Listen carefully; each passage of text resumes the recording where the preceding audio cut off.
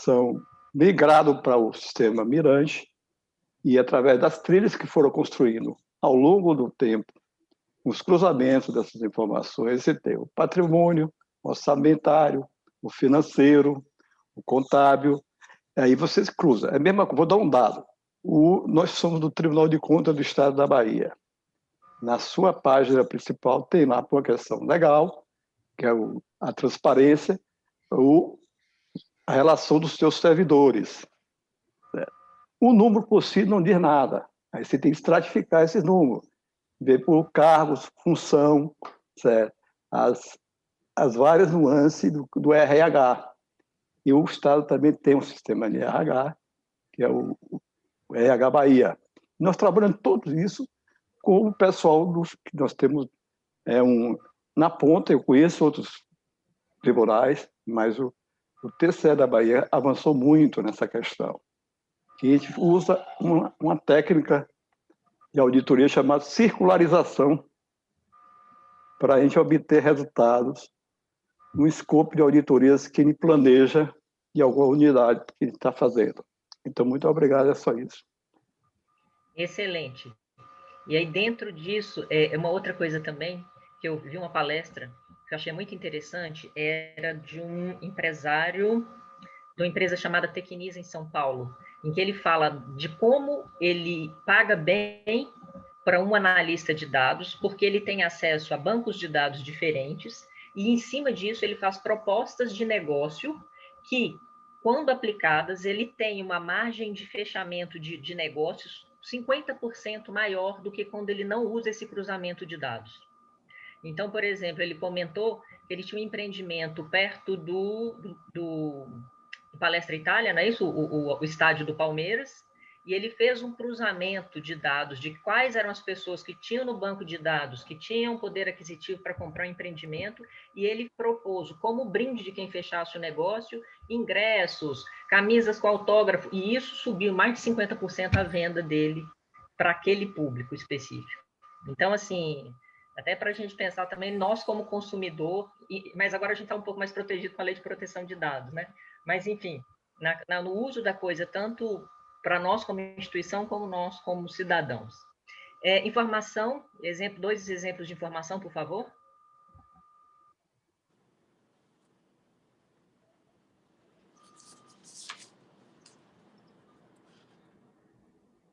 Voluntários.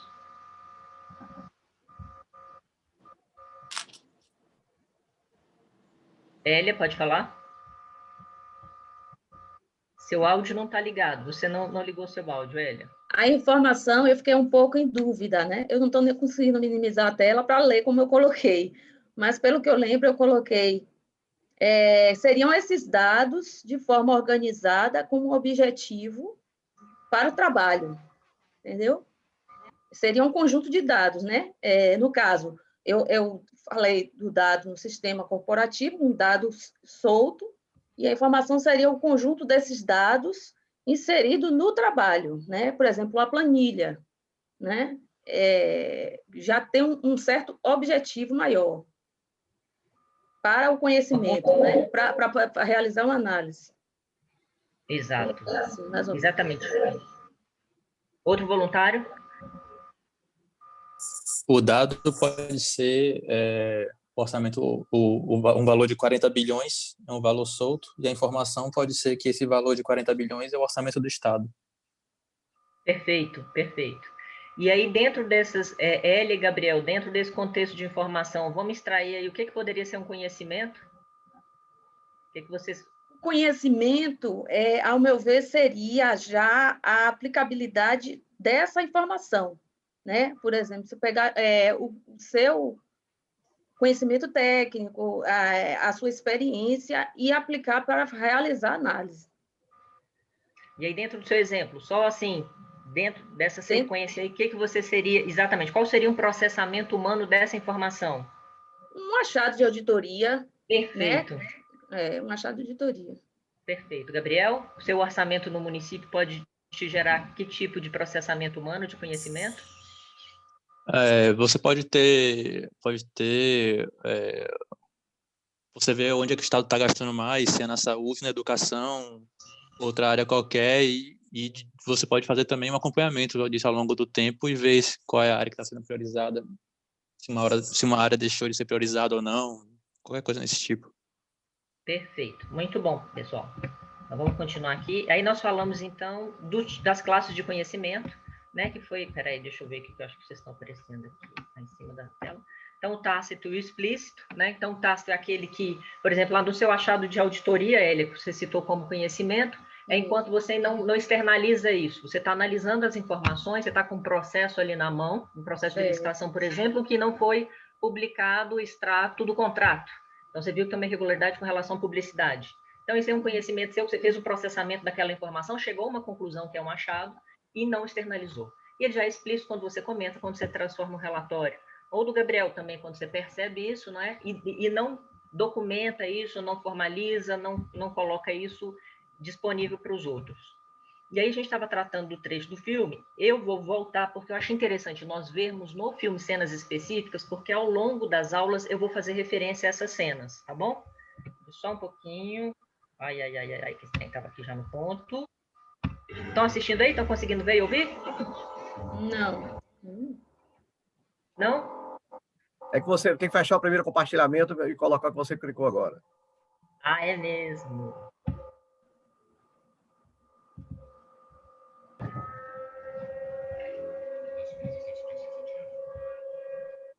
Tá no máximo. Tá dando para ouvir, Luiz? Não tá dando, não.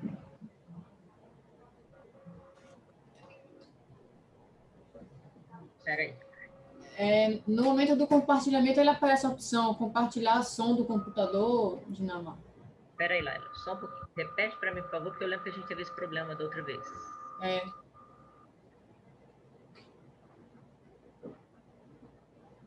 É mesmo, Laila?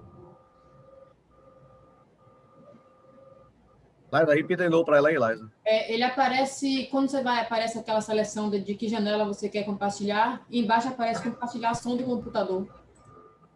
Beleza. Peraí, share the sound. Obrigada, Laila. Achei. O que seria de nós sem vocês?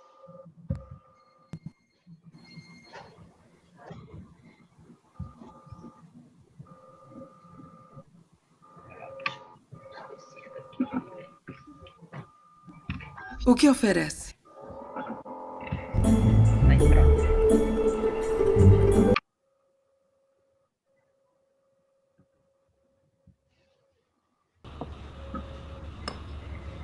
Não.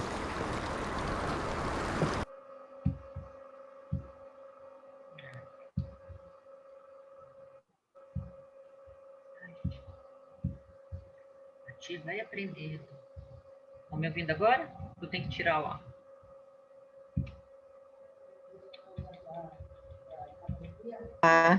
Voltei, gente? Vocês me ouvem? Voltou. Vocês me ouvem? Beleza. Estou ouvindo. Eu só queria levantar a mão aqui, Dinamar, sem querer interromper aí, mas não foi um dos deveres de casa, fora Página 32, fora a fábula do lenhador, assistir esse filme que eu já tinha assistido algumas vezes.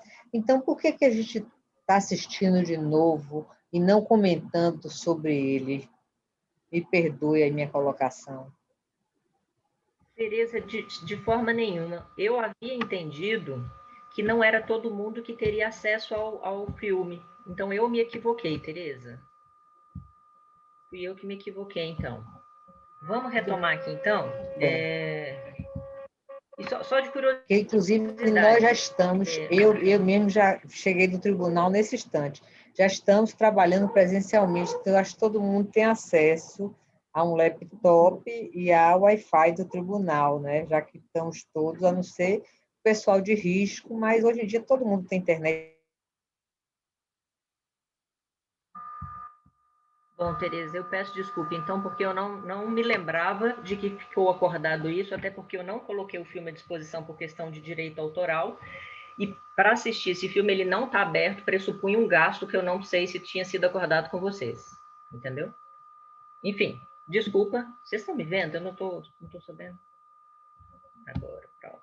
Estamos te vendo, sim. Então, vamos retomar. Assim, então, vamos lá. com base no filme, eu gostaria de voluntários para falarem aqui para a gente. Voltou de novo. Eu gosto desse filme porque ele trabalha bem as classes de conhecimento tácito e explícito. Quem é que nesse filme é o detentor máximo aí do conhecimento tácito?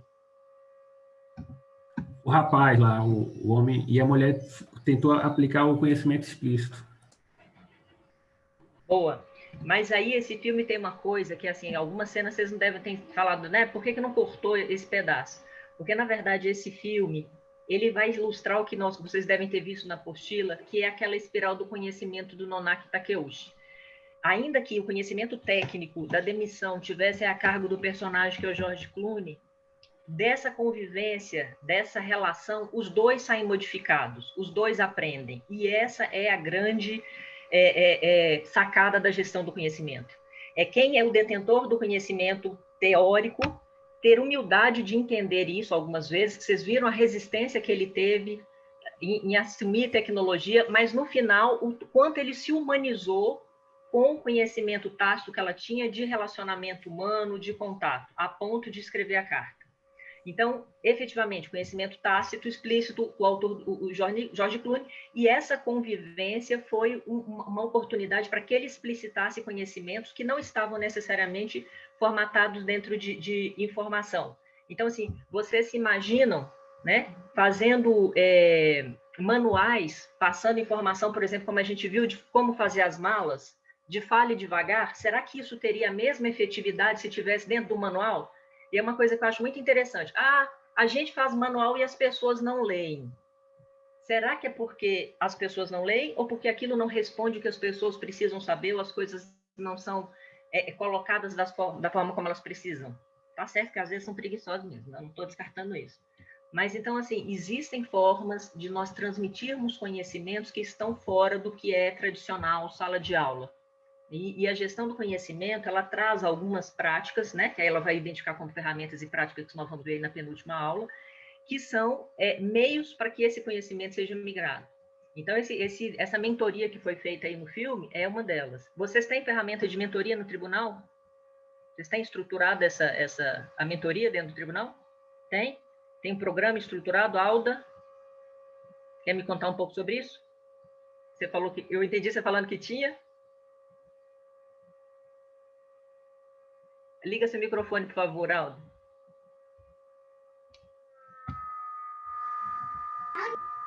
Não quero falar, não. Bota outra pessoa aí para falar. Então tá. Não, é porque eu entendi você falar. Sim.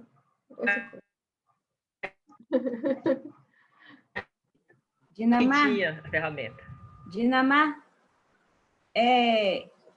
esse estrutural, você está falando dos manuais? Porque o tribunal tem alguns manuais.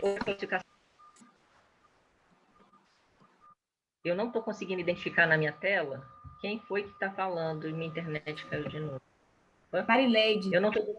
Tá, por favor, prossiga. Vocês têm estruturado uma ferramenta, uma prática de mentoria dentro do tribunal? A ferramenta, você fala questão de manual? Existe manual. Ou um ato tratando de mentoria?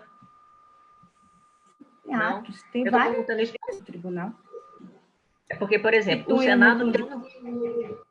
Diga, desculpa. Tem ato que institui o núcleo de compliance, as comissões.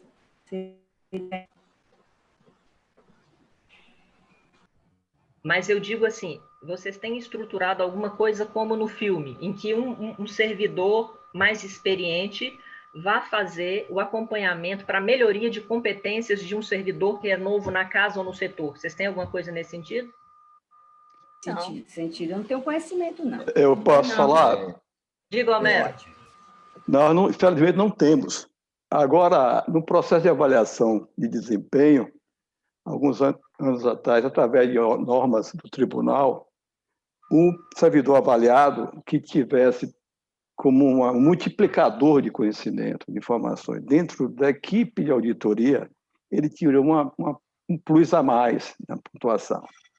Mas isso houve uma alteração na norma para avaliação de desempenho dos servidores do tribunal, isso um pouco se perdeu, certo? Isso no meu ponto de vista, eu acho que era importante, acho, inclusive com o envelhecimento do quadro funcional do tribunal, que é uma coisa já diagnosticada, inclusive pela Deloitte, nós estamos tendo um problema de falta de recursos humanos no tribunal, e essa renovação da entrada de novos concursados pressupõe-se criar, como vocês, eu acho que essa seria importante, a ferramenta de transmissão de conhecimento entre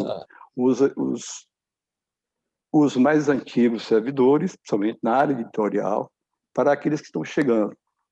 Há uma certa resistência, porque é uma cultura organizacional, e a resistência tem que ser, com o tempo, uma questão de gestão da presidência do tribunal, implementar políticas de mentorias, certo? De tutorias. Na parte eu insisto novamente, nós temos a maior ferramental na área de TI.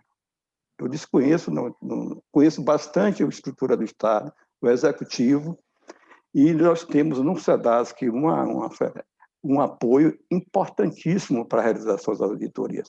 Agora, é necessário que dentro da organização se começa a criar uma nova cultura para que tenha uma sinergia, uma renovação de quadro, e quem está lá aprender com quem está chegando. Por exemplo, eu sou um velho de 62 anos, completei ontem. Parabéns, Homero.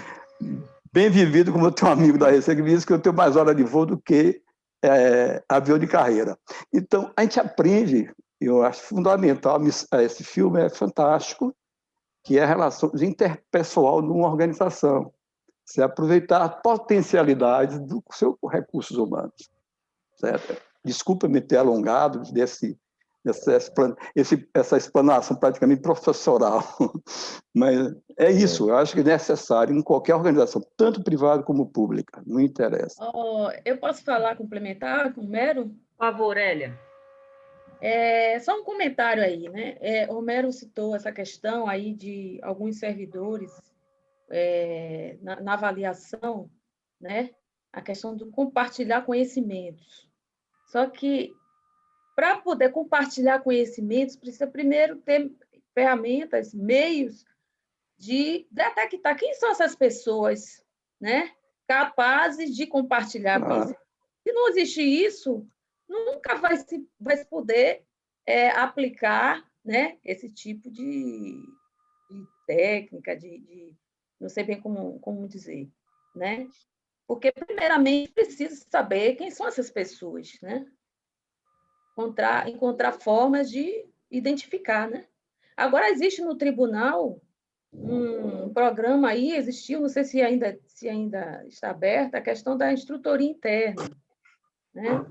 E foi um curso, eu até participei, foram 2 turmas, né, para capacitar, alguns servidores se capacitarem para poder darem aulas, né? Mas também foi um curso assim, restrito a algumas pessoas, né? Existem também aqueles servidores que possuem o conhecimento tácito, mas que não são descobertos, né? Para poder compartilhar, né? Primeiramente, a organização precisaria ter essa forma de reconhecer esses servidores. Quem são esses servidores que possuem conhecimento tácito? Dinamar? Diga, Marta. Posso falar? Ele acabou? Ele terminou? Eu queria, assim, dar conhecimento de que esses conhecimentos tácitos foram identificados, principalmente no meio do pessoal que está prestes, né, a se aposentar. Foi enviado, isso é um programa da escola, tá? Chamado Retenção do Conhecimento. Então, no ano passado, foi diagnosticado, foi levantado, assim, quem tem, né, detentores de conhecimento que poderiam socializar. Então, isso está tabulado, mas com a pandemia, o programa não pôde ser iniciado. Então, o próximo passo seria a transmissão desse conhecimento, né? Montar eventos para isso. Teve o evento de lançamento no ano passado, mas efetivamente as ações de transmissão do conhecimento não aconteceram. Tá? Isso é um projeto da Escola de Contas, que a área de gestão de pessoas também tem uma participação. Complementando o que os colegas falaram aí, tanto Homero, Hélia, Marta, e respondendo assim meio que objetivamente ao que a professora perguntou, se temos um programa de mentoria, assim, no formato de mentoria na sua completa acepção, não, mas temos sim ações focalizadas em determinadas datas com o uso de recursos audiovisuais, inclusive, que poderiam estar classificados como atividades de mentoria. Um exemplo muito recente, nós, os servidores, tem uma data específica que a gente tem que, no monitoramento de metas, a gente tem que estar monitorando as metas institucionais, as setoriais, iniciativas operacionais, e tem um período para a gente manipular, né, mexer, propor alterações, ajustes, reavaliação lá no sistema que gerencia isso. Para isso, requer um treinamento. Este ano, com a pandemia, que atrapalhou, mas também trouxe soluções, o pessoal responsável pelo planejamento, Bernardo, um deles está aí na aula, eles desenvolveram uma atividade de mentoria utilizando um recurso audiovisual por meio de uma animação que foi muito útil. Eu mesmo me vali disso e depois dei um feedback a ele que foi muito importante. Agora, não é assim, não é de fato uma cultura, não é uma prática continuada, assim, está acompanhando a evolução de cada servidor, de diferentes níveis, a sua evolução no conhecimento, a forma que se sedimenta conhecimento para melhorar essas estratégias, os modos, as iniciativas relacionadas a isso, mas de forma focalizada e em datas específicas, temos sim atividade de mentoria. Ô, Dinamar, posso falar um pouquinho? Eu tenho um ano de TCE, né? Eu sou praticamente novo lá, né? E lá na gerência eu estou tendo um processo de mentoria, tá certo? Os trabalhos que eu fiz lá, o primeiro trabalho, o gerente me colocou a trabalhar com uma auditora mais experiente, bem mais experiente, tá certo? E assim a gente trabalhou de uma forma de parceiro, né? E parceiro assim, entre aspas, porque tudo que eu tinha de dúvida eu perguntava para ela, tal. E também eu estou agora num outro trabalho também, que ele me colocou um outro auditor muito experiente, tá certo? E está sendo muito produtivo para mim, tá? Porque além da experiência deles, de estarem passando esse conhecimento tácito, né? É muito difícil a gente estar chegando lá e você ser capaz de chegar lá e fazer um relatório completo de que faria um auditor, tá certo? Então, tem lá. Eu não sei se é formalizado, tá certo? Mas eu, na realidade, eu estou passando por esse processo e estou achando ótimo, tá? Porque as pessoas têm tido muita boa vontade e eu tenho aprendido muito. Se eu fosse fazer um trabalho desse sozinho, eu ficaria, de início, muito complicado, o tempo, a experiência que você iria ganhando. Então, tem lá, eu estou passando por esse processo. Eu posso complementar? Diga ela. Veja só, o líder, né? Não sei se vocês sabem que existe a figura do líder no tribunal. O líder ele já é um mentor por si só, né? Então, assim, por exemplo, o colega, ele é novo, ele entrou no tribunal e, logicamente, né, vão ter aquelas pessoas que já têm aquela capacidade, já a liderança, ou até os não líderes, né, aquelas pessoas mais experientes, que vão, naturalmente, ajudar o colega, ensinar alguma coisa, explicar sobre alguma ferramenta, né? Até o SEDASC, de certa forma, exerce um pouco de mentoria quando ensina a manipular um sistema. Agora, pelo que eu estou entendendo aí, né, pelo que eu entendi da apostila e pelo que eu entendi, pelo que Dinamar perguntou, é em relação a uma mentoria organizada, a mentoria de uma organização de uma forma de identificar quais são os profissionais capazes de exercer essa mentoria de uma maneira institucionalizada, e não assim, um me ensinou, outro me ensinou, entendeu? Eu entendi dessa forma. Estou errada? Muito obrigada pelas intervenções. Assim, Homero, você trouxe a pergunta para uma coisa que é crucial e que é o objetivo um dos objetivos principais desse curso, é justamente sensibilizá-los para a importância de nós estarmos percebendo isso, reconhecendo o que é necessário fazer para que haja uma mudança organizacional. Porque como a Hélia falou, e você também falou, da necessidade de haver lideranças que determinem algumas coisas, mas a gente sabe que mudanças top-down, elas não têm um efeito tão grande quando existe um apoio da base. Então, vocês estão fazendo parte para serem sensibilizados, porque, como a Marta pontuou, a casa já está desenvolvendo ações nesse sentido, que vão ser melhor desenvolvidas se tiverem o corpo sensibilizado para fazer. Então, assim, as coisas estão casadas. E o que a Hélia concluiu está corretíssimo, Hélia. A pergunta é justamente nesse sentido. Como eu falei com vocês na primeira aula, gestão do conhecimento, ela simplesmente estrutura práticas que já existem. Agora, o que vai caracterizar é a intencionalidade. Então, assim, o Antônio deve ter se identificado muito aí com a Nathalie, né? Chegou novato, está ali com quem é experiente para desenvolver competência, né? Agora, se a casa não institucionaliza isso, teoricamente, como vocês viram na apostila, isso não é gestão do conhecimento. E nós, sendo servidor público, nós temos que ter consciência, e vocês que trabalham com uma auditoria, vocês devem ver isso com mais força, a questão da descontinuidade administrativa. Se a casa, nesse momento, está gastando recursos, como a Tereza falou, né, vocês estão no horário de expediente num curso, isso não é institucionalizado, não é documentado, não se transforma em algum tipo de normativo, acabada essa gestão, isso vai se perder. Né? Fica o que é cultura, mas se não está institucionalizado, não está documentado, se perde. E aí nós vamos deixar, que aí é o próximo slide, de ter oportunidade de transformar esses conhecimentos que são individuais em conhecimentos organizacionais.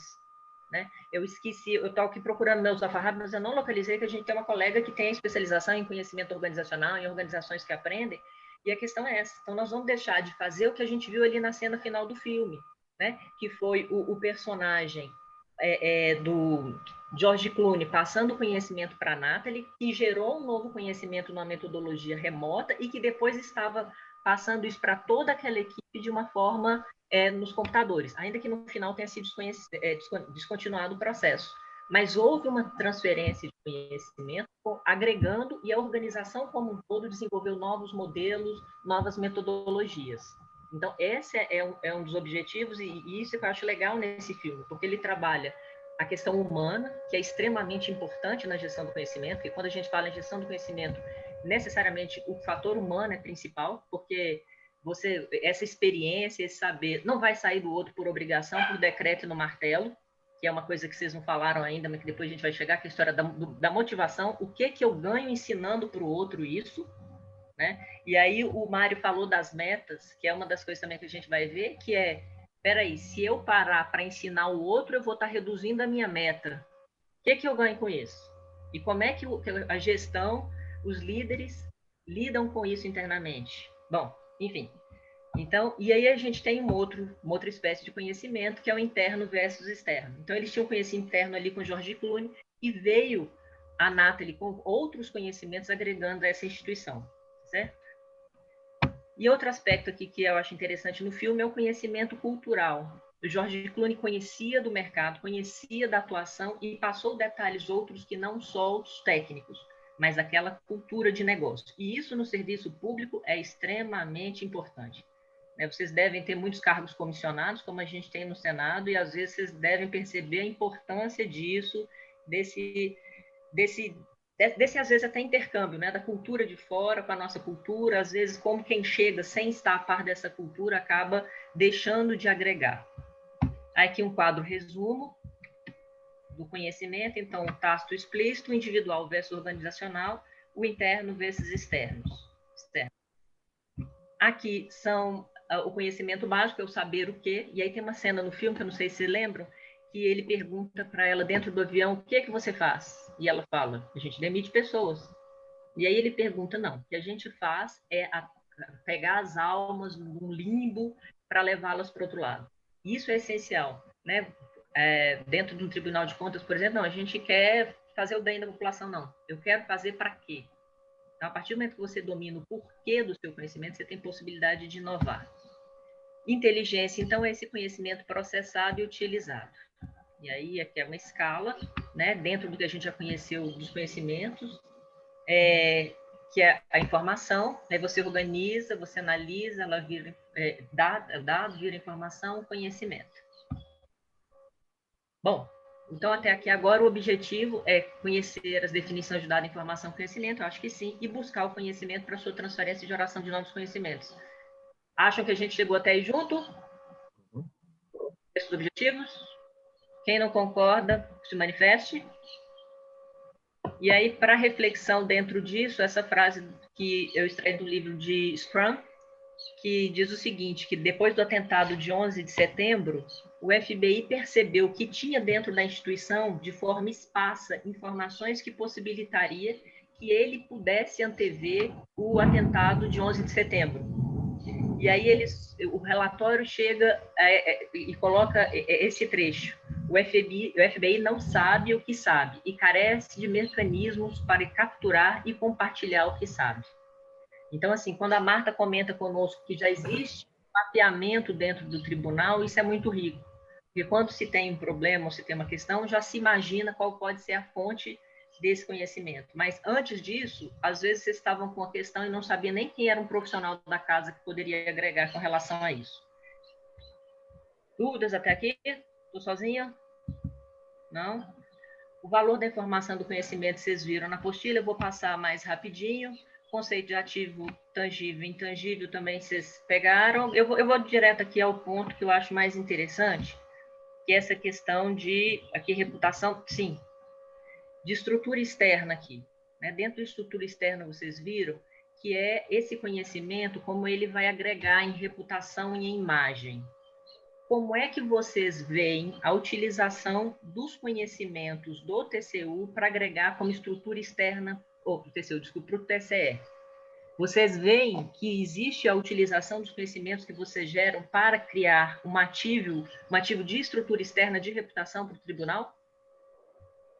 Entenderam minha pergunta ou foi rápido demais? Não. Sim. Eu não entendi, não. Pudesse não. repetir, por favor. Tá, vamos lá. Nós temos, então, que o conhecimento ele agrega uma classe de ativo intangível. Né? Ativo intangível, eu estou pressupondo que vocês leram o material, tá certo? Uhum. Então, ativo intangível é aquele que tem uma repercussão na avaliação, na imagem, às vezes financeira no negócio, sem ser necessariamente um bem corpóreo. Tá? Então, você tem uma empresa que tem um know-how, uma fórmula, ela por si ela não é um bem corpóreo, mas ela traz valor. E aí a academia divide isso em algumas classes, que são a competência dos funcionários, estruturas internas, são patentes, modelos, e estruturas externas, né? Que são a relação com o público, as marcas registradas e a reputação. E uma coisa que me chama particularmente a atenção, quanto órgãos públicos, gestão do conhecimento e ativos intangíveis, é o que nós, como órgãos públicos, fazemos com os nossos ativos intangíveis para melhorar a nossa reputação externamente. Então, assim, vocês comentaram que a escola oferece alguns cursos. O que mais o tribunal eventualmente faz com as informações, os conhecimentos que vocês têm para a melhoria dessa reputação e da relação com o público de vocês? Vocês têm alguma coisa parecida com o CRM nos julgados, nos processos de vocês?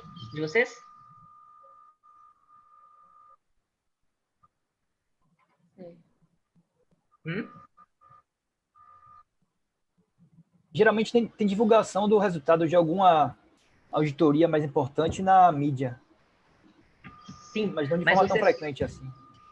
Mas vocês não estruturam, Bernardo, assim, eventualmente, um sistema de relação com o cliente, né? Vou chamar cliente, mas seria o cidadão, para, por exemplo, eu ter uma disseminação seletiva de informação relativa a um tópico específico, por exemplo? Já foram oferecidos alguns cursos também ao público externo, né? No tribunal, às vezes, amplia para os gestores, treinamentos ministrados pelos próprios funcionários da casa. Não focar em decisão.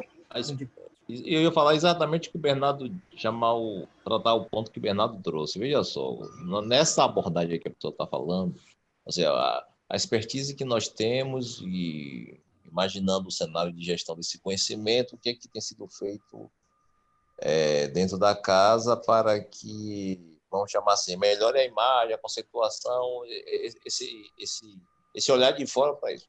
O que é que acontece? Quem tem, assim, se valido da expertise do tribunal quando precisa dar suporte à sua atividade, é a imprensa, a mídia quer dizer, por exemplo, e geralmente para desqualificar, né? A mídia quer dizer que determinado ato de gestão não tá bom, não está no melhor formato, na melhor modelagem, aí ela se vale da opinião técnica do tribunal emitida, às vezes ainda em sede de auditoria, não pós-julgamento, não valoração da atividade judicante daqueles pontos e fica trabalhando isso lá fora. Agora, a gente também tem uma dificuldade de, assim, tipo de enquadrar com exatidão quem seria, classificar com exatidão quem seria o nosso grande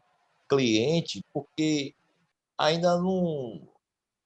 Na verdade, a sociedade, né, o cidadão em si, essa coletividade, ainda não é muito bem enxergada como grande cliente do tribunal. Existe o órgão de controle, ele tem uma atuação muito importante, mas a visão que a sociedade tem dele é apenas como aquele que fiscaliza, que controla, que evita, que previne desvios. A sociedade não tem essa percepção que o órgão de controle externo, vou falar de Tribunal de Contas, é o seu grande aliado, não só no controle dos gastos, mas especialmente no aperfeiçoamento da administração pública. Então, a gente talvez tenha essa dificuldade de dizer o que é que temos feito para melhorar a nossa qualificação, a nossa avaliação no olhar de clientes externos. Ô, Dinamar, mas, Cristina aqui, que eu estou sem imagem, mas eu acho que o tribunal tem buscado se aproximar muito mais dessa sociedade civil, entendeu? Da sociedade civil e dos jurisdicionados, voltando para essa questão da educação, de mostrar a ele que ele tem um papel fundamental nisso. A gente tem vários projetos assim, que talvez seja visto ainda como uma coisa, vamos dizer assim, quantitativamente ainda pequena, mas eu acho que diante do que existia há um tempo atrás, eu acho que já avançou bastante em relação a isso. Ô, Dinamar, diga, Luiz. Dinamar, eu gostaria de dar um exemplo. Por exemplo, o tribunal, hoje em dia, se preocupa muito com o controle interno, certo? Exatamente o controle interno das secretarias que prestam conta para o tribunal, certo? Tanto isso que quando nós desenvolvemos o Mirante, e a cada módulo que a gente desenvolve o Mirante novo, nós treinamos os jurisdicionados, que são aquelas pessoas que fazem parte do controle interno da secretaria de órgão, tá? Então, ou seja, nós também estamos passando o nosso conhecimento para o controle interno, favorecendo exatamente tanto a eles como nós, no sentido das suas prestações de contas e auditoria que são feitas, certo? Então, quando você falou sobre estrutura externa, eu acho que o papel do tribunal também tem ajudado muito. Por exemplo, nessa semana, temos um treinamento no Mirante à Defensoria Pública da Bahia, certo? E alguns órgãos que eles chamaram. Então, nós estamos passando para eles exatamente a cultura do Mirante, porque eles vão utilizar para controlar exatamente internamente, certo? Os recursos que são habilitados aos seus órgãos. para com que, na hora que o tribunal for fazer a sua prestação, eles forem fazer a prestação de conta, está realmente mais detalhada e está mais precisa e bem usado o recurso público que foi utilizado naquele órgão. Entendeu? É o papel, eu falo muito pouco da parte de TI, por quem está lá dentro, tá? Mas é exatamente isso. Ok? Perfeita. Alguém mais quer falar? Eu, Bernardo. Diga, Bernardo. Tem um evento que eu acho importante no tribunal, não acompanham sempre, mas é a divulgação do resultado de auditorias operacionais. Eu acho que o principal foco desse evento são os jurisdicionados, os gestores. Eu não sei como é feita essa análise, até como você falou do CRM, por exemplo, mas seria interessante que o tribunal identificasse quais são as determinações, os achados mais recorrentes no tribunal, nas auditorias, nos julgamentos, determinar uma ordem de prioridade do que tem que ser atacado, quais são os órgãos que têm mais propensão a cometer esse erro e, a partir daí, fazer eventos focados nesse tipo de público, para poder tentar prevenir que esses erros ocorram novamente. Acho que essa forma de atuação que talvez se encaixe melhor para poder tornar mais efetiva a nossa atuação. Perfeito. E a pergunta objetivava justamente esse tipo de discussão que vocês fizeram. Porque o Mário falou uma questão interessante com relação à imagem, à defesa institucional, né, da reputação, mas eu vou até um pouco depois. E a questão do próprio fortalecimento da democracia. Né? Porque, assim, eu como legislativo, eu percebo que quando a gente fala o Congresso não presta, parlamentar não presta, nós estamos fragilizando a democracia. E nós vivemos no Estado democrático de direito. E nós, como servidores, temos, entendo eu, que ter consciência disso e começarmos a pensar numa atuação de ativismo interno, que tem a ver com isso, de defender as instituições, diferenciar condutas indevidas de instituição, de pessoas que erram do papel constitucional das nossas casas, e a gente tem que trabalhar nesse sentido. Olha, o tribunal, aí como o Bernardo falou, fez isso aqui, tem esses achados, nós vamos qualificar para que isso não aconteça. Então, o tribunal sai de uma imagem de fiscal que só pune para alguém que realmente busca o quê? A melhoria do funcionamento do Estado. Então, assim, é o porquê existe, é que a gente falou lá do conhecimento inovador. Então, minha busca aqui da pergunta com relação à estrutura externa é porque eu percebo, pelo menos da minha vivência aí de mais de 20 anos de serviço público, é que nós, como servidores públicos, precisamos ter essa questão de estrutura externa, de gestão de reputação muito clara para desenvolvermos ativismo interno e zelarmos pelas instituições e o regime democrático, principalmente aqui com o meu olhar de legislativo. Tá? Então, assim, essa pergunta foi para que vocês comecem a pensar sobre isso, sobre o que pode ser feito. O tribunal, dentro do planejamento estratégico, ele coloca várias coisas destinadas à sociedade baiana, mas ele não coloca de uma forma expressa medidas de gestão de reputação. Existe todo um questionamento acadêmico, e eu fazia parte de um grupo de estudo no Senado que discutia gestão de reputação para parlamento, então eu estudei um pouquinho disso também. Então, assim, se discute, órgão público tem isso, ou se isso é cabível para instituição privada. Eu entendo que sim. Textos recentes da Europa falam disso para parlamentos, né, nesse contexto de crise de democracia representativa. Então, e até para a gente mesmo, né, assim, aí agora, assim, sendo bem corporativista, desculpa, essa questão de nos atacar como servidor público, né? Então, se a gente não zela pela nossa instituição, isso, pessoalmente, para nós também vai repercutir. Eu não quero que a minha filha vá para a escola e que apontem lá que a sua mãe é uma marajá do Senado, que não faz nada.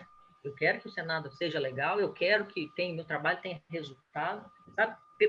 Pessoalmente e como servidor ou como cidadão. Então, por isso, a pausa aqui na estrutura externa. Diga, Fernando. É só uma questão, uma questão ilustrativa de todas as falas que aconteceram, do colega Mário, Bernardo, você, que é o paradigma dos tribunais de contas brasileiros, do sistema nacional dos tribunais de contas. Tem que mudar, sair do formalismo, certo? Que foi criado, isso já passou a uma dinâmica legislativa, de ordenamento jurídico. A lei da transparência é uma realidade. Quer dizer, os tribunais têm que se abrir para a sociedade, certo? Então, tem que passar fiscalizador para pedagógico, uma missão de esclarecer, levar a informação ao cidadão, à sociedade, de maneira direta, sem intermediários, muitas vezes perturbam por questões políticas, ideológicas, e muitas vezes o fato em si não vai o fato, vai a versão de um grupo A, B e C. Isso desacredita o trabalho, na minha opinião, da instituição. Então, ela tem que ser transparente, certo?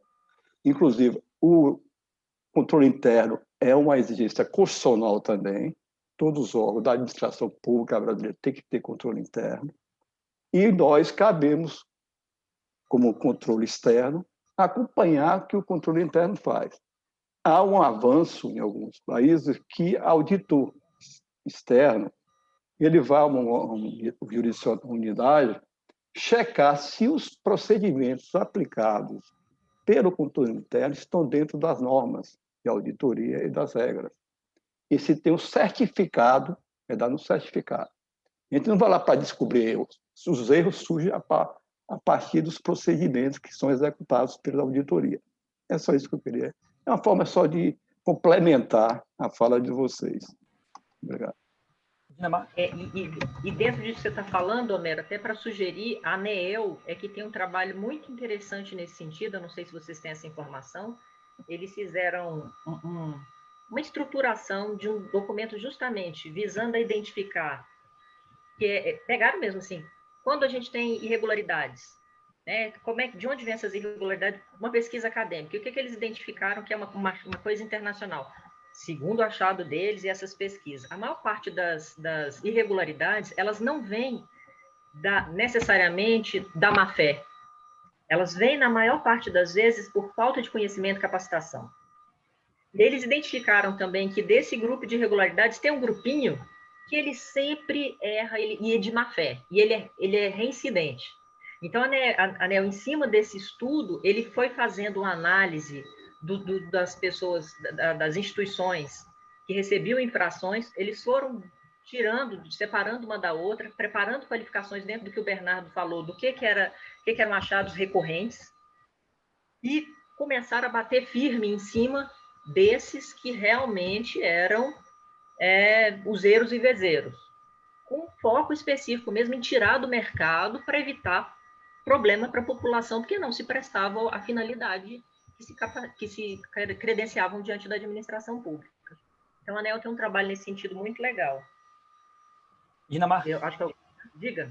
Só complementando também, a gente tem um indicador estratégico que é índice de reconhecimento do IPCE na mídia, que basicamente busca identificar quantas notícias positivas estão sendo veiculadas sobre o total. A partir daí, a gente consegue saber quais informações negativas estão sendo veiculadas e, como você falou, identificar quais são as informações, o que tem sido feito de errado e, a partir daí, tratá-las, né, para evitar que elas ocorram novamente. Exatamente. E aí, Bernardo, justo isso aí. E outra, pensar em pautas positivas. Né? Então, assim, ao invés de esperar responder ataque na mídia, o que o tribunal já faz? O que vocês têm de conhecimento? Um corpo funcional tão bom que pode ser estruturado para ser uma pauta positiva. Em vez de esperar ser criticado, o que vocês podem pautar de positivo em nome do tribunal? E aí também uma nuance, né? Em nome da instituição e não pessoalizando. Porque também tem essa questão de... Enfim, mas é uma coisa. É pensar em pautas positivas, que é uma coisa que a gestão de reputação diz. Diga. Oi, tudo bom? Mardília aqui. Repare, eu trabalhei 2 anos com marketing de relacionamento com clientes. E, assim, eu acho que falta uma ferramenta que a gente possa estar em contato mais com o cliente, que o cliente, no caso da gente, é o cidadão. Só que o cliente não sabe que ele é cliente. E a gente dependia que o cliente entrasse em contato com a gente para poder abrir aquele contato, né? Tipo assim, começar o relacionamento e tal. Então, eu acho que isso, inicialmente, é uma barreira e a gente vai ter que transpor isso aí, porque eu acho, não sei quem foi que falou, não sei se foi o Homero, que a gente realmente tem que falar direto com o cidadão. Mas se ele não sabe que é cliente, aí fica difícil, entendeu? Fica muito complicado. E aí, Mardílio, veio uma outra coisa, né? que cliente é esse que não sabe que você é um fornecedor ou um prestador de serviço para ele? Olha a falha de comunicação e a importância disso para a gestão de reputação, né? Então, como é que essa comunicação está? Olha a necessidade de desenvolver essa pauta positiva. Né? É então, isso, não assim, tem essa comunicação, entendeu? Ô, Não existe. Mardílio, eu só queria Fala. fazer uma retificação. A informação é um dever da instituição. Nós, enquanto servidores, auditores, não podemos, em momento nenhum, falar ao cidadão diretamente, porque nós estamos fazendo uma primeira fase de um processo que nem foi julgado.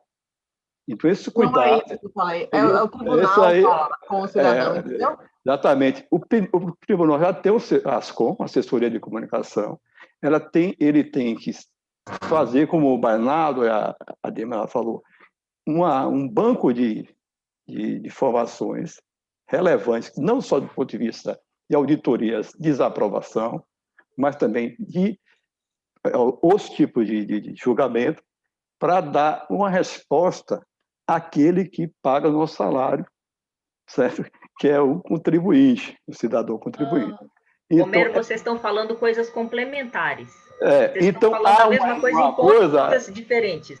Sim, não, porque eu acho que a coisa do mexer-mais entre uma coisa é uma entidade privada, uma empresa privada, outra é uma instituição pública, como o Tribunal de Contas, que tem uma certa regra, tem umas normas muito rígidas de como fazer, porque é um tribunal, ele julga pessoas, certo? Então temos uma certa prudência em colocar determinadas informações na mídia, mas isso pode ser internamente trabalhado nos setores da assessoria técnica jurídica, junto com a assessoria de comunicações, depois que o relatório é discutido e julgado pelo plenário, e ter divulgado isso ao público, na mídia. Homero, deixa eu só falar uma coisa com você. Deixa eu só para a ponte aqui que eu enxerguei entre o comentário da Mardile e Homero, te dou a palavra a ele.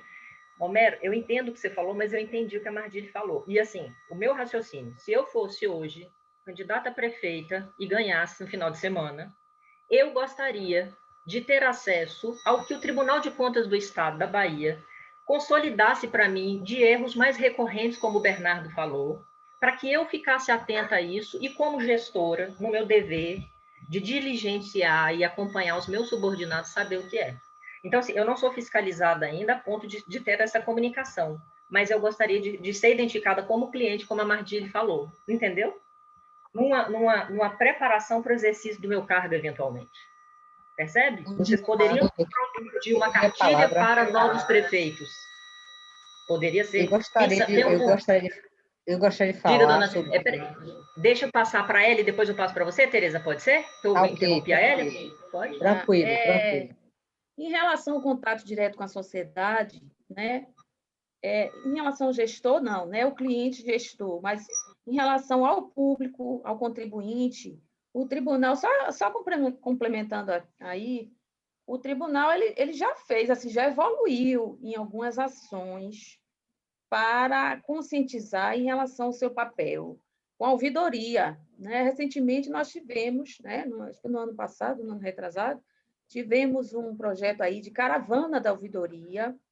O ouvidor ele foi em vários municípios, nas escolas, conscientizar os alunos, né? Conscientizar também os professores do papel do tribunal, dizer o que eles poderiam fazer no caso de manifestação, como também teve um projeto de casa aberta, né? Que os alunos eles iam no tribunal, né? Eles foram no tribunal para conhecer o papel do tribunal. Então, assim, isso já foi uma evolução, de alguma forma, né, em relação ao papel da instituição. É só deixando, complementando, né, com essa informação. Dona Tereza, obrigada, Elia. Tereza? Oi. Alô? Oi. Para a sua. Tá me ouvindo? Sim.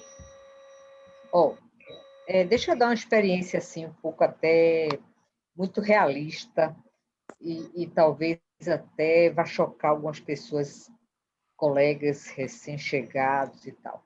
Eu tenho mais de 30 anos, entrei com 24 anos no concurso do tribunal e já era engenheira da Secretaria de Saúde, do SENGE.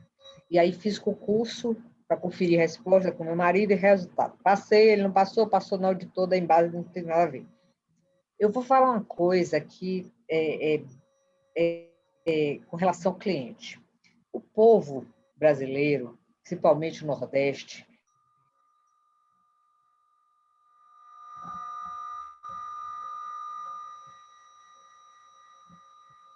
Tereza, você desapareceu. Acho que houve um boicote aí na sua frase. me ouvindo, Dinamar? Colegas? Sim. Estão ouvindo? Sim. Agora você voltou, mas você estava falhando. Parou no povo. Minha fibra ótica, que é uma maravilha, tá uma porcaria aqui, viu? Mas resultado, o cliente cidadão brasileiro, nordestino, ele não tem o menor interesse em entrar e para saber nada do que está acontecendo no Tribunal de Contas, nas contas.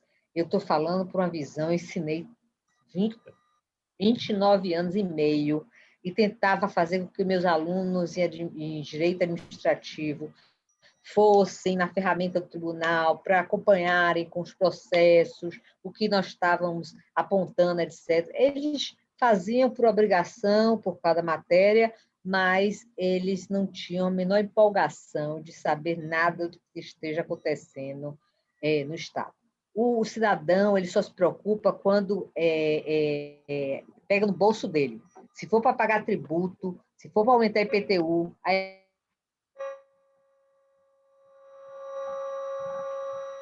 Tereza está falhando para todo mundo ou só para mim? Todo mundo. Tereza? Para o Nordeste, para os nordestinos todos. Acho que a internet dela caiu.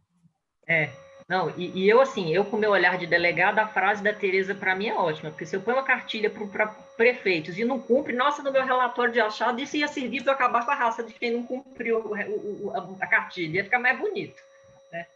Enfim. Mas vamos seguir, então, aí. Luiz, quer falar? Dinamar, eu gostaria de falar, fazer um registro. Diga, Marileide. No dia 27/10, o conselheiro Gildas Pereira apresentou um plano de comunicação da Ascom. Dentre outras ações, o plano dá destaque à ampliação dos projetos de educação e de aproximação do tribunal com a sociedade, além de divulgar o trabalho de auditoria. Okay? Faz parte do aumento ainda... inclui ainda a política de comunicação do TCE e o manual de solicitação de serviços, só para registrar. Não, eu só queria complementar isso que vocês não viram.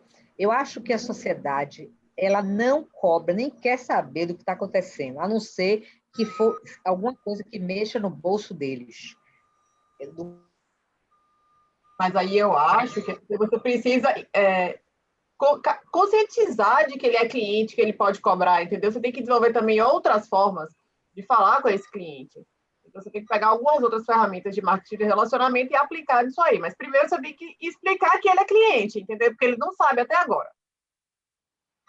E essa sua ideia, Mardile, casa aí com esse projeto que a Marileide acabou de apresentar, né? Então, é uma vertente possível, dentro desse plano de comunicação, desenvolvimento desse tipo de achados. E aí, voltando na história dos conhecimentos...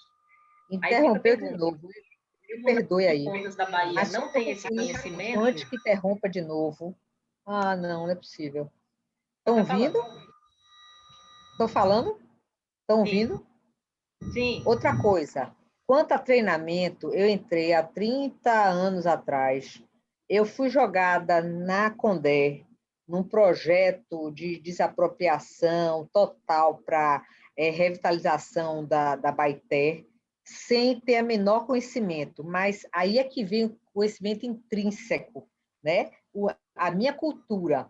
Eu tinha feito engenharia econômica, tinha acabado de concluir meu curso de engenharia econômica, tinha formado em direito, sabia muito de direito administrativo, e uma das matérias que eu mais gostei foi a auditoria, que eu estudei muitos livros de auditoria. Então, essa experiência, o tribunal não passou para mim, eu fui naturalmente, na tora, e aprendi. Agora, se mudou isso, não sei, Dinamar, mas essa foi minha realidade, entendeu? Sim, Teresa, obrigada. Mas voltando, a Mardilha, essa ideia da Mardilha da identificação se casa com esse plano de comunicação que a Marileide acabou de falar. E se o Tribunal de Contas da Bahia não tem esse conhecimento, essa expertise, é o que a gente viu lá. Existe um conhecimento que é o conhecimento externo. Qual é o Tribunal de Contas? Qual é um órgão público que tem esse tipo de relacionamento como modelo para servir de benchmarking? Que é esse slide que está projetado aí. Né? Então, assim, qual é a instituição que pode servir de paradigma para que a gente copie? Porque na área de gestão de conhecimento, a gente não tem vergonha de copiar conhecimento bom dos outros, não. Vergonha é você não buscar conhecimento para melhorar a sua instituição. Então, essa é a questão. Existe, salvo engano, na Shell, eles acho que era a Shell mesmo, que eles tinham um prêmio de ladrão do ano, que era quem trazia uma iniciativa de outra empresa que pudesse ser institucionalizada para melhorar os próprios processos. Então, quem é aqui? Qual é o órgão público que tem uma gestão de reputação legal? Qual o Tribunal de Contas que tem esses consumidores, esses clientes cidadãos identificados e rastreados e que podem servir de modelo para o Tribunal de Contas da Bahia melhorar essa ferramenta e colocar em prática o plano de comunicação. Tá? Rapidinho, eu não sei qual é o que poderia servir de modelo, mas tem uma prática do TCE, acho que de Minas Gerais, que ele permite que o cidadão faça denúncia. E é para aplicativo de celular. O Ministério Público também, eu acho que é um órgão que o cidadão sempre ele recorre ao Ministério Público a denúncia, que não pode acontecer isso no tribunal. E esse aplicativo de Minas Gerais, ele é para criança. Criança pode fazer denúncia sobre escola, que é que não está funcionando na escola. É bem interessante. Nesse sentido também, Mardilha, uma coisa que eu acho muito legal é o projeto de auditoria cívica, que foi desenvolvido aqui em Brasília, que agora a pessoa que desenvolveu isso, que era da Associação dos Auditores, que é o Ziller, está na Controladoria do Estado de Goiás. Eles têm um projeto de auditoria cívica, eles levam para a escola, colocam uma trilha de auditoria para escolas e instituições de saúde. Bem interessante a iniciativa também. Luiz, está querendo falar? Nardilha, só para complementar, com relação a essa parte de escola que você falou, existe um aplicativo também, que inclusive nós fizemos uma parceria junto com o TCM, que é na ponta do lápis, que é exatamente para com que os pais... Esse aplicativo mesmo, o de Minas Gerais também, é esse mesmo. Esse aplicativo já está instalado no tribunal, né? Também tem outra ferramenta nossa também, que é o Mirante Social, que é exatamente para o cidadão. Certo? O cidadão entra na página do tribunal, tá lá, tem um banner lá, que ele clica no Mirante Social e sabe as informações todas de recursos do Estado assim, de uma forma mais prática, não de uma forma orçamentária. Agora, eu concordo com a Marileide aí, no caso do projeto que o Conselheiro Gildásio lançou, da comunicação, ou seja, da divulgação. Precisa melhorar. Ferramenta nós temos, certo? Tanto para ajudar o controle interno, como também para a sociedade. Agora, precisamos divulgar para conscientizar e mudar a cultura da sociedade, no sentido que sejam parceiros do tribunal, como ela tem um sistema de ouvidoria, que eles façam as suas denúncias no sistema de ouvidoria, façam manifestações e se transformem em uma denúncia, certo? Ou seja, que eles conheçam essas ferramentas que o tribunal possui para poder colaborar com o tribunal e colaborar exatamente com o recurso público. Entendeu? E até, Luiz, essa divulgação para que você se torne benchmark. Como é que estão sendo feitas as divulgações dessas iniciativas do TCE da Bahia no Instituto Rui Barbosa? Vocês têm uma política de comunicação, de sessão? Tem no Instituto Rui Barbosa, tem no site do tribunal, todos os eventos que a gente tem a participação da ouvidoria, quase todos os eventos de capacitação. A gente tem vários projetos, sempre a ouvidoria está presente e informa todos os canais que existem. Eu acho que isso já existe. Então, Acho que não existe, talvez, como o ideal, né? Acho que pode ter, claro que não é o ideal ainda, mas acho que já se avançou muito, sim. Sim. Assim, pelo que vocês estão falando, está bem avançado, mas quando eu percebo que no nosso grupo algumas pessoas não sabem, eu percebo que nem internamente essa comunicação está sendo muito efetiva, quanto mais para o público externo. Entende, Cristina? Perfeito. E aí, Exatamente. olha a frustração de você saber que existe o serviço, que você está trabalhando, fazendo correto, e que as pessoas não sabem que não utilizam. Olha o desperdício do recurso público. Dinamar, você trouxe uma coisa que eu acho fundamental. Essa comunicação, ela não é feita de forma eficiente dentro da casa. Tem muitas iniciativas que a casa já tem, mas que muitos servidores desconhecem. E esse desconhecimento ele não é saudável. Como que a gente vai se comunicar com o cliente se nem os servidores têm o conhecimento, o domínio de todas essas dos programas, de todas essas ações do tribunal? Eu realmente acho que a comunicação ela precisa melhorar. E isso influencia de forma muito forte a própria criação do conhecimento. Porque se você não sabe o que a casa já conhece, que é a história da frase do FBI, se eu não sei o que eu sei, você tá refazendo a mesma coisa, você está fazendo uma coisa gastando mais recursos do que era necessário, percebe? Diga, Elia, que eu lhe interrompi. Em relação a essa divulgação, eu não concordo em relação a alguns programas. Por exemplo, no caso da Ponta do Lápis, desse aplicativo, na Ponta do Lápis, no caso dos projetos da ouvidoria, tudo foi divulgado na intranet. Agora, sim, às vezes o servidor não tem o hábito de ler, de chegar lá e, e criar uma rotina de abrir a internet, de ler os atos da presidência, de ler o que está lá. Então, assim, a forma que a casa tem de divulgar esses projetos é através da intranet, não é?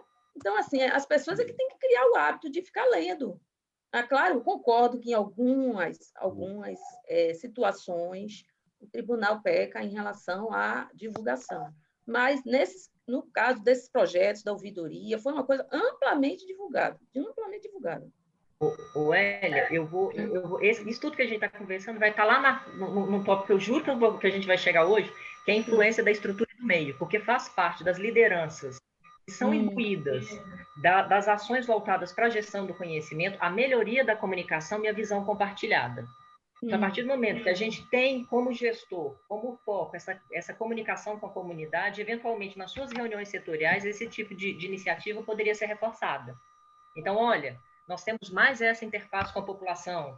Agora, a bandeira é essa. Nós vamos estar numa campanha de divulgação disso, no portal, na internet. Vai ter uma notícia, não sei aonde, né? Nós vamos conseguir pautar isso no jornal tal. Então, assim, como é que a visão compartilhada com a equipe com relação a isso? Mas, enfim, alguém mais quer falar? Porque aí, assim... Eu só quero provocar... Eu só quero fazer uma provocação aos colegas e a você, Dagmar. Hoje são 11/11, em qualquer condomínio, quem mora em condomínio, obviamente, é divulgado o demonstrativo financeiro do mês de outubro. Levante a mão quem leu o demonstrativo financeiro do seu respectivo condomínio. É só uma provocação.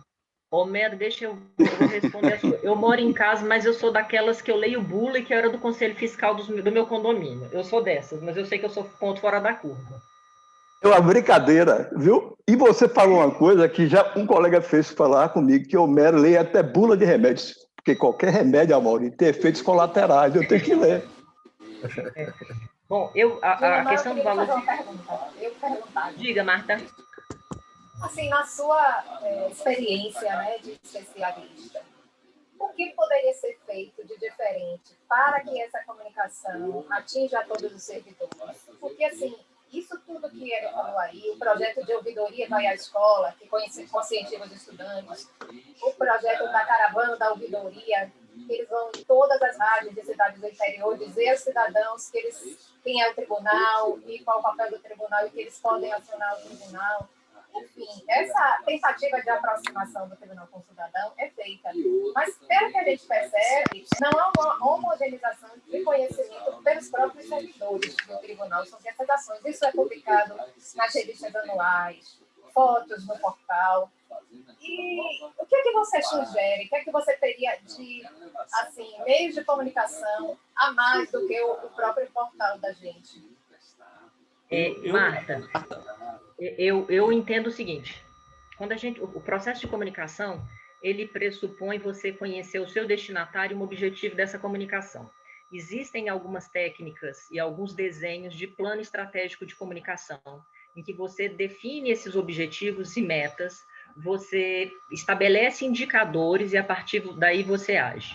Eu acho que o desenho de um planejamento estratégico com essas metas identificadas do que é que se quer comunicar e como vai ser medida a efetividade dessa comunicação, associado com as técnicas da endomarketing, seja o caminho. Mas quem vai saber identificar isso são vocês, porque isso tem que estar alinhado com os objetivos estratégicos do tribunal, entendeu? Porque se a gente faz uma coisa muito aberta, nós deixamos de ter condição de estabelecer indicadores e checar a assertividade, a eficácia dessa comunicação. Eu consegui me fazer entender? Marta? Oi, tudo bom. Consegui me fazer entender? Eu sim. Obrigada. Se você quiser, depois, eu fui gestora do plano de gestão de conhecimento do projeto do Senado 2017-2018, eu desenvolvi um plano de comunicação interna para falar do projeto, se você com base nessas teorias de comunicação estratégica. Se você quiser, eu lhe passo. Eu, inclusive, botei no meu plano, só para você ter uma ideia, a gente tem uma marcenaria, o Senado tem uma marcenaria. Nós chegamos a desenvolver um joguinho para distribuir para os diretores na tentativa de sensibilizá-los. Então, assim, o plano chegou a esse grau de detalhamento com indicadores de que essa estratégia teria alcançado o objetivo que a gente queria. Entendeu? Ô, Dinamar? Eu também. Oi, posso falar? Só um detalhezinho aí em relação a essa questão dos servidores, né? A falta de uniformização de conhecimentos em relação ao que acontece no tribunal. Eu acho que isso também acontece por causa do serviço externo, certo? Porque alguns servidores passam muito tempo, né, viajando, passam muito tempo sem ir ao tribunal, né, por questão de serviço externo. E aí, muitas vezes, perdem, as coisas estão acontecendo, as notícias estão sendo divulgadas na internet, das coisas estão acontecendo, e eles perdem o contato com as notícias, né? Aí, caberia a cada um, né, ter esse hábito de, mesmo estando distante, acessar ali a intranet, ler os atos da presidência, ler o que está acontecendo para poder ficar inteirado. Mas eu acho que associando isso a um planejamento estratégico e com meta, ele é o melhor. Por quê? Eu mesmo, eu servidora do Senado, o que eu recebo de e-mail de comunicação institucional é muita coisa. Intranet é muita coisa. Se houver essa coisa determinada, o que é meta, o que é prioridade, dentro do que vocês estão caminhando, fica mais fácil, até para o servidor se orientar em qual é a informação que ele precisa saber, o que é a visão compartilhada da casa. Entende? Alguém quer? A Mardília quer falar? Não? Dinamar. Eu ia complementar muito rapidamente. Diga, Mário. O seguinte, é uma provocação também, que é o seguinte: ficou claro que o tribunal ainda tem uma certa dificuldade de identificar quem é o seu verdadeiro, o seu cliente nuclear, o seu cliente primário, né?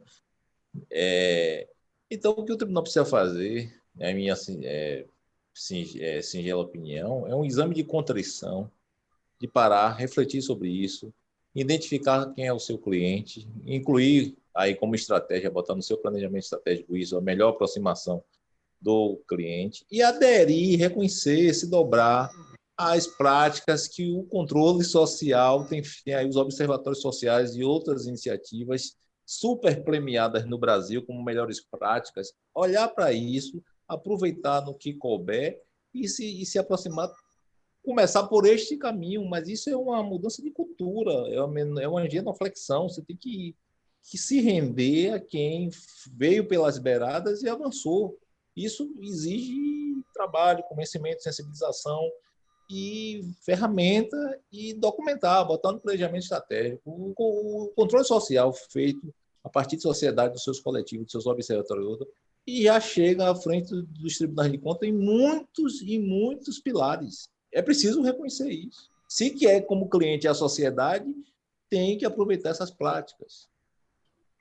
Exatamente, tem que aproveitar esses conhecimentos, e Mário, é o que nós estamos fazendo aqui, né? Foi o que a Tereza falou, vocês estão aqui em horário de expediente, eu não estou no horário, já terminei meu expediente, então assim, vocês estão no horário de expediente, o objetivo aqui, para alguns pode parecer conversa fiada, mas não é, nós estamos dentro lá do próximo slide, que é a parábola do lenhador, nós estamos parados aqui, afiando o nosso machado para ter mais efetividade. Então, assim, e aí é a questão do slide que está aí. Qual é o valor financeiro do que vocês estão pensando que isso vai ser gerado? Como é que a gente pensa no impacto desse conhecimento que está sendo gerado? Nessa partilha e nessa espiral de conhecimento em que cada um está colocando uma peça e que está se desenhando uma nova proposta, né? Então, é um paradigma completamente diferente desse cartesiano do valor financeiro. Então, quando a gente fala de economia do conhecimento, aí nós estamos falando de ativo intangível externo, que é relação com o cliente, é muito complexo você colocar valor, né? E para nós, como gestores públicos, imaginar, não, esse curso valeu a pena? O investimento foi bom? Então, é muito complexo, mas Pugni, eu gosto muito dessa parábola por isso.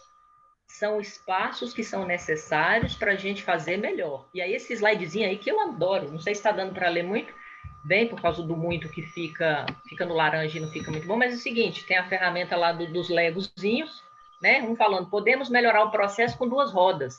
E aí tem 2 lá empurrando uma carroça com as rodas, são os retângulos. Não podemos falar agora, estamos muito ocupados. Então, assim, até quando nós vamos ter muito trabalho aí de inspeção, quanto trabalho de inspeção, quanto tomada de conta especial, eventualmente, a gente vai poder suspender ou deixar de fazer se a gente não der atenção para essa conversa e levar para frente alguns sistemas de comunicação com o cliente, atuando de forma preventiva, né? Então, curso é besteira. Não, é afiar o machado. E aí está escrito lá em cima, trabalhar muito não significa trabalhar bem. Quem não tem tempo para atuar na causa sempre sofrerá os efeitos das consequências do efeito. Sempre sofrerá as consequências do efeito. Então, acho que alguém falou alguma coisa. Então, essa discussão toda, né? A gente, só para puxar aqui de volta, é isso. Então, é um conhecimento que está sendo gerado, a gente está parando, mas a gente está pensando em causa, está pensando no porquê, em como elidir para fazer a carroça aí fluir melhor. Dinamar? Levantou a mão? Diga. Oi, eu. É só um comentário aqui em relação a essa figura aí que você colocou, né? Essa pessoa que está aqui com a roda, ela não poderia ser aquela justamente que possui o conhecimento tácito, que pode ter, né, a chave da solução do problema, mas que, porque não é escutado, né, por aquelas outras pessoas que estão aqui já acostumadas a fazer sempre daquele mesmo jeito, né? Muitas vezes tem a solução do problema, mas não é escutado, né? Não seria esse caso? Pode ser isso também. Na verdade, assim, pode ser. Tudo que vem como inovador e não é o jeito que a gente faz, todos nós temos uma resistência, né? Na verdade, isso é uma resistência. E aí, eu não sei se vocês já leram, eu acho muito bacana nesse sentido também, porque é uma metáfora para a vida como um todo, é aquele livrinho que parece bobo, que é o Quem Mexeu no Meu Queijo. Isso.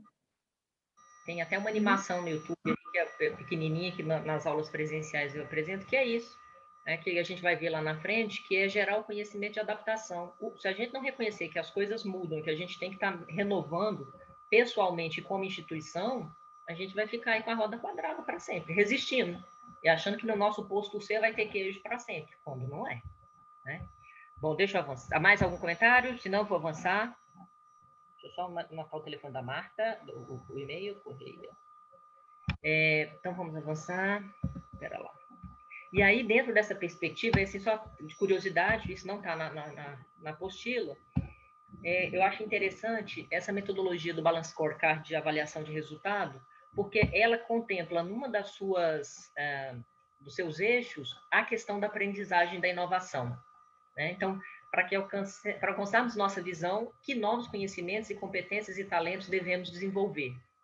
Então, eu acho isso muito bacana, porque é isso, o mundo está mudando, Se a gente não parar para ver que nossa roda pode estar quadrada, a gente está deixando de alcançar nossas metas. E nós temos que ter isso muito claro, e aí eu volto na importância de nós institucionalizarmos esse tipo de coisa, porque senão se perde e a gente fica lá afobado e não consegue aprender para inovar. E aí dentro disso existe essa adaptação dessa ferramenta, que era para a iniciativa privada, né? Porque o fator de sucesso para a ferramenta na iniciativa privada é o valor por acionista, e no serviço público seria a excelência do desempenho no cumprimento da missão. Os objetivos financeiros do setor privado, o mercado, a concorrência, no setor público, a produtividade, a eficiência e a redução de custos. Então, como gestores individualmente, vocês, pensando em gestão de conhecimento, em criação de conhecimento das suas equipes, pensando em equipes inovadoras, eventualmente sempre contemplarem nos planejamentos essa questão de quais são as minhas métricas de avaliação, de aprendizagem e inovação. E até no plano pessoal, né? Porque hoje o que se diz é isso, todos nós devemos ter planos individuais de melhoria de competências e de aprendizado. Eu tenho minhas metas. E aqui também tem esse quadro, né? Que aqui na perspectiva da iniciativa privada, a perspectiva cliente, são clientes satisfeitos, financeira, otimização de recursos financeiros públicos, processo, eficiência e aprendizagem de colaboradores motivados e preparados. Aí eu vou pular esse slide aqui, que é um balance forte. E aí que dentro do mapa estratégico do Tribunal de Contas, eu estava olhando no site de vocês, curiosamente, existe um eixo aprendizagem e crescimento, em que tem como meta desenvolver a cultura orientada para pessoas e resultados e ampliar o uso de sistemas de informação. Tá? Então, institucionalmente, formalmente, existe esse eixo, cabendo aos senhores dentro disso articular. Oi. Dona Marileide. Ah, não. Pensei que tá você tivesse falando bom. conosco. Valeu. Aí, Marileide, seu áudio está aberto. Ela não está me ouvindo. Aí, dentro disso, dessa perspectiva, e aí mais é para refletir como vocês avaliam os resultados da sua unidade e como as tomadas de conta avaliam os resultados dos seus fiscalizados e, eventualmente, se vocês observam essa questão da aprendizagem e da inovação. Isso aí só para provocar para vocês pensarem. Isso aí é para dever de casa, para vocês, aí quando tiverem, né, à toa, quais são as aprendizagens, quais são as perspectivas, são feitos apontamentos nesse sentido? São observados esses requisitos, tanto nas unidades administrativas, quanto nas inspeções, nas fiscalizações? Tá? Quais são os conhecimentos que são necessários? Bom, avaliação em relação... assim, outra coisa, aí pensando na escola, avaliação de reação e impacto de atividade educacional. A escola de vocês faz uma avaliação de reação do curso e depois de impacto? A reação é aquela, terminou o curso, gostou ou não gostou, aprendeu ou não aprendeu? A de impacto, você passa 90 dias, vai nos mesmos alunos. Você aplicou aquele conhecimento? Aquilo foi útil? O que você deixou você achou que poderia ser melhor trabalhado para que tivesse maior aplicabilidade? Aí, só curiosidade, a escola de vocês trabalha as duas avaliações? Ou de reação? Estamos iniciando o processo para implementar o de impacto. Atualmente, nós só fazemos as avaliações de reação. Perfeito, a maioria das instituições fazem isso. Mas eu acho essa de impacto extremamente importante, né? Para você ver a efetividade do seu machado afiado, né? Do tempo que você gastou, do recurso público que foi colocado nisso. E até, eventualmente, né, dentro dos trabalhos de fiscalização mesmo, sugerir alguma coisa nesse sentido. O que foi pago com a educação e tal, qual é o impacto disso? Está tendo impacto? Qual era o objetivo? Enfim, só assim, jogando ideias. Então, verificando os objetivos, até aqui o que a gente queria? Compreender os aspectos relativos ao valor, a importância da informação do conhecimento e o conhecimento como ativo. Tratar na prática profissional informação e conhecimento como um bem de valor e ativo intangível. Todo mundo até aqui comigo? Sim, estamos quase terminando. Por que criar conhecimento? Vocês leram na apostila, aqui a gente já conversou um pouco, a gente percebeu que esse conhecimento ele agrega à instituição, melhora os processos, dá mais eficiência, principalmente para nós, né, da esfera pública, que nós prestamos serviço e conhecimento é essencial para serviço. E a espiral do conhecimento, vocês também viram na apostila, eu não vou entrar em detalhe, mas eu já falei com vocês no filme. Então, é do individual, né, que tem o TASP, ele externaliza aquilo para o grupo, aí, e o grupo como um todo vai se melhorando. E aí é bem teórico, vocês viram lá, já tem esse desenho na apostila também. Alguma dúvida com relação a esse modelo? Isso aí é só porque é um clássico da gestão do conhecimento, não tinha como fazer um curso sem falar disso. Alguma dúvida? Não? Então, joia.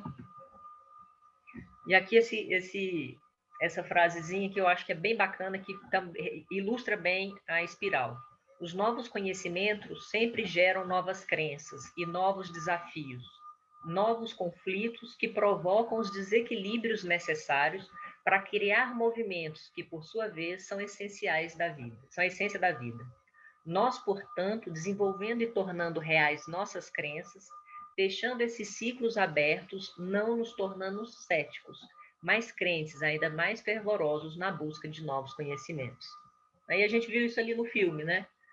Vai aprendendo, cada um vai mudando e vai se abrindo para o novo, e a vida é isso, e a instituição também reproduz esse nosso movimento. E aí, isso aqui também são algumas formas de gerar conhecimento organizacional, que é a formação de redes, agora com as redes sociais, né, com grupos, isso fica bem mais claro. Então, cada um de nós aí deve ter pelo menos um grupo. Eu tenho um grupo faço parte de grupos de redes de gestão de conhecimento, os engenheiros, os auditores. Então, são formas de geração de conhecimento. Pena que às vezes isso se perca, fica difícil de acompanhar. Recursos dirigidos, que são aquelas formações de comissão para um tópico específico. A fusão, quando você tem um problema e você junta pessoas de diversas áreas para gerar um caos criativo, uma visão bem ampla de uma situação. A adaptação, que é quando você já tem um problema instalado e você tem que buscar esse conhecimento para se adaptar. E a aquisição, quando você põe isso, traz de fora, né? Ou adquirindo uma nova empresa, ou comprando metodologias que não são do seu corpo. A geração do conhecimento, né? Aí uma indagação. O que o tribunal tem feito para a geração de conhecimento e o que poderia implementar? Isso também eu vou deixar aí de dever de casa, porque a gente já está aí no nosso laço. Então, vão ficar as duas perguntas aí, que é aquela com relação às avaliações de impacto dentro das unidades, impacto não, desculpa, sobre a questão da avaliação do conhecimento dentro das unidades e, eventualmente, dentro dos processos de fiscalização, e como o tribunal tem feito, se o tribunal tem utilizado essas formas de geração do conhecimento e se poderia implementá-las de alguma forma, tá? Para vocês pensarem. Se não ficou claro, o material de apoio tem a definição de todas elas. Informação e gestão do conhecimento, isso é mais ou menos óbvio para vocês, não é? Que a informação a informação, o conhecimento e a gestão dos dois respectivos ativos são extremamente relacionados às obrigações, aos fundamentos da administração pública e da atuação do servidor público, né? Tanto do princípio da legalidade, né, que prega e aí que prega que a gente tem que fazer o que está em lei. Então, e nada mais é, né, que a gente percebeu, a gestão do conhecimento propicia dar maior efetividade às nossas ações, a impessoalidade. Você não vai ficar com conhecimento só para você, você vai fornecer isso para a sociedade como toda, aí alargando um pouquinho essa conceituação. A moralidade, né, que é a coisa mais absurda, o cara sabe do negócio e não passa, não só para os de dentro, mas para as outras instituições públicas. A eficiência a gente já falou. E aí a pergunta, que é fundamental, é possível gerir a criação do conhecimento? Eu consigo pegar ali um machado, uma foice? Não, a gente não consegue. Então, o que a gente tem que fazer? A gente tem que fornecer ambiente e condições para que esse conhecimento seja gerido. E aí a gente já conversou um pouco sobre isso também já está na apostila. É a visão compartilhada, é aí o que a gente falava no plano de comunicação. O que a casa quer? Quais são as metas? Para onde o nosso norte está indo? Dessas informações todas na intranet, o que é prioritário para mim dentro do que o tribunal quer? A melhoria da comunicação, que a gente falou tanto tempo já, a mobilização de ativistas do conhecimento. A Marta já falou que vocês estão identificando já quem são esses ativistas. Então, diante de uma situação, quem é a pessoa que detém esse conhecimento e que a gente vai chamar, seja para formar uma rede, seja para mobilizar um grupo com recurso dirigido. Então, vocês já estão caminhando nisso aí. Criação do contexto organizacional correto. Esse curso é uma ação nesse sentido, porque a partir do que a gente está discutindo, das provocações que vocês mesmos já estão começando a perceber e fazer, vai se criando uma massa crítica que propicia um contexto para essa criação do conhecimento. Vocês já estão mais atentos né, de uma forma estruturada, a globalização do conhecimento local. Então, o que a escola, por exemplo, a Marta tem dito, o que a escola está fazendo? A partir do momento que vocês sabem o que a escola está fazendo, vocês têm condição de enxergar isso em outras instâncias, agregar ao que a escola está fazendo e a atividade de vocês. Todo mundo comigo até aqui? Sim. Então, 5 condições para que o conhecimento se desenvolva, a intenção, né? Lógico. E aí, volta na história que a Elia colocou, né? Da necessidade da gente ter a administração alinhada, a escola desenvolver esse curso, a própria aprendizagem está no mapa estratégico, demonstra que o TCE tem essa intenção, a autonomia, isso aí é uma coisa que é complicada, às vezes, no serviço público, né? Porque a gente tem, às vezes, isso meio restrito, mas aí eu volto na questão do ativismo interno, nós como servidores, nosso papel de cidadão, de servidor, o que nós entendemos que mesmo que não seja institucionalizado, nós devemos fazer na criação de conhecimento para melhorar a nossa instituição. A flutuação e o caos criativo, que é essa sujeição a ambientes de ideias diferentes para surgirem inovação. A redundância, que tem a ver com o conhecimento globalizado do local, eu tenho que saber mais do que a minha função. Então, quando vem aqui a escola e diz, olha, a gente está fazendo isso. Quando vem o Luiz e falar, eu estou fazendo isso. Isso possibilita que vocês conheçam a casa de uma maneira sistêmica, né, porque vocês sabem mais do que o que é essencial para a sua atividade e possam agregar na espiral de conhecimento desses outros setores, que com essas informações também agregam de vocês. E a variedade de requisitos, que eu acho que os órgãos públicos como um todo têm, esse curso aqui é bem interessante nesse sentido, a gente tem um Homero lá formado em antropologia, tem o pessoal da pedagogia, da comunicação, que é o quê? É uma complexidade interna de conhecimentos para fazer face à complexidade do meio externo, o que é essencial para criar conhecimentos. Discussão em grupo, dever de casa para vocês também, o que o TCE e a escola têm feito para favorecer a criação do conhecimento e o que podemos fazer para favorecer e aprimorar esses processos. Dinamar, eu só estou com uma dúvida com relação à fusão. Quando é que ocorre a fusão no conhecimento, no caso do tribunal? Por exemplo, eu gostei dessa discussão, vamos voltar lá na Mardilha, a ideia do a gente não sabe quem são os nossos clientes, né? Então, aí já vem o Homero lá com a visão mais de auditoria e disse, não, mas a gente não pode conversar com eles são fiscalizados. Então, porque a Mardilha, salvo engano, vem da área de comunicação. O Homero está com olhar de auditoria. A gente vai lá pegar a Marileide, que está lá com a outra perspectiva. A gente vai lá e pega um gabinete. Você vai pegar pessoas que têm perspectivas e visões diferentes para discutir um projeto, para você conseguir perceber aquela situação de certo, entendi. Fusão de ideias, de conhecimento, entendi. Exato, beleza. Exatamente. Você entendeu? Porque a coisa vai ficar rica. Porque se eu pego todo mundo direito para discutir isso, o trem vai ficar limitadinho ali. Agora, se eu pego pessoas com essa visão, como eu tinha um psicólogo que dizia que a gente não forma numa área, a gente se deforma. Então, se a gente pega essas pessoas deformadas com esses vários vieses de conhecimento e de leitura de realidade, a possibilidade de se enxergar o fato, o fenômeno de uma maneira mais completa é muito melhor. E aí o conhecimento que vai ser gerado vai ser muito maior, porque você vai estar agregando muita coisa. Tá bom? Respondi? Alguém falou alguma coisa aqui no chat? Acabou o horário, né, pessoal? É isso que vocês estão falando? Se possível, para fazer dever de casa por e-mail. Tá, beleza. Joia, eu passo para eles. Eu quero dar, ser bem objetivo e rápido. E elogiar o curso, certo? Eu acho que é importante fazer essas provocações, trocar essas ideias. Eu falei da minha formação, esqueci de dizer que eu fui empresário durante 10 anos, certo? E estava me lembrando hoje do filme, quando eu estava assistindo o filme, que eu tive que fazer a reestruturação da família, numa empresa pequena, familiar, e foi muito dolorido, porque nós tivemos que dispensar, demitir empregados para poder a empresa sobreviver. Em 1989, eu comprei o livro de Ricardo Semler, não sei se vocês conhecem, Virando a Própria Mesa. E estou sempre buscando, claro, a Senco é uma empresa poderosa, enorme, certo? O que é que ali é o embate entre o pai, com o pensamento tradicional de gestão de empresa, e o filho com novos pensamentos. Então, quem puder ler esse livro é muito interessante, Virando a Própria Mesa. Ele tem outras publicações, foi um best-seller, e aquilo Eu tinha chegado recentemente do mato, naquela época, e assumiu a empresa. Não tinha nenhum conhecimento, nenhuma técnica.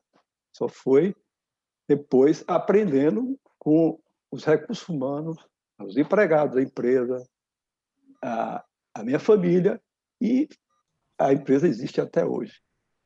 É só isso que eu quero falar. Parabéns. Pessoal, eu passei um pouquinho do horário. Eu vou parar por aqui, então. Nós vamos parar aqui. Eu mando para a Iris os slides, mando para a Marta esse plano estratégico de comunicação que nós fizemos. Alguém quer fazer mais alguma intervenção? Parabéns, Adilma. Obrigado, Homero. E aí, Tereza, semana que vem, você fica responsável por abrir os trabalhos, fazendo a relatoria dos pontos que você achou mais relevante. Viu, Tereza? Certo, pode deixar, Dinamar. Vamos ficar por aqui, Dinamar, então? Vamos, tá joia? Pronto. Gente, agradeço a participação de todos. Espero que todos tenham adorado a nossa aula de hoje. Foi realmente muito rica, bastante conhecimento passado e tem bastante dever de casa para a gente fazer, né, Dinamar? Para o próximo encontro, não é na semana que vem a data, mas eu vou mandar por e-mail todo o material que foi solicitado aqui, tanto as atividades quanto os slides, tá bom? Dinamar, muitíssimo obrigada mais uma vez, espero que na próxima aula estejamos juntas, em paz, que tudo dê certo. Gente, muito obrigada pela presença de todos e até o próximo encontro. Obrigada pela companhia, gente, pela atenção. Tchau. Bom trabalho para vocês. Tchau, tchau.